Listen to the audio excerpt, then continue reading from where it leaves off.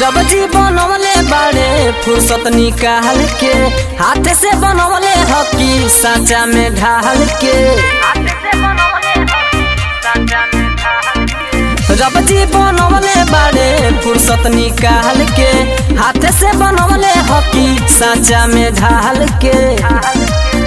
तोहर बॉडी के बनावट लागे नदिया के बांध, तोहर चेहरा बुझाला जैसे पूनम के चाँद। तोहर बॉडी के बनावट लागे नदिया के बांध, तोहर चेहरा बुझाला जैसे पूनम के चाँद।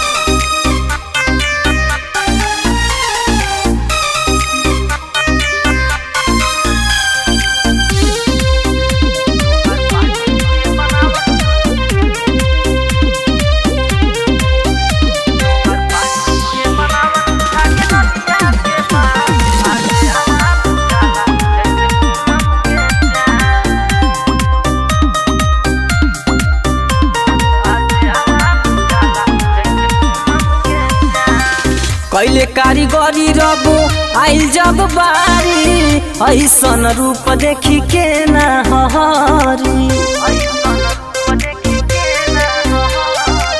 हीरा से तरासल लागे सगरो बदन हो, तू हऊ रानी हमर दिल के धड़कन हो।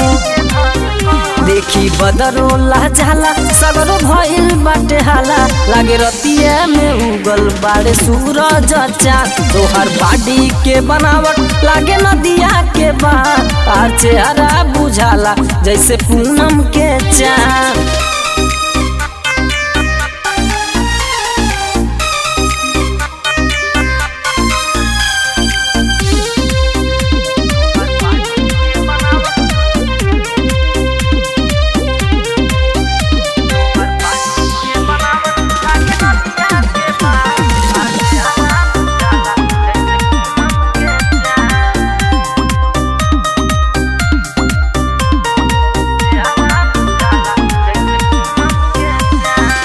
मन जोग मिलल बारू ए हो सुगनिया, तू हऊ कमल धनी हम तो अर्पनिया।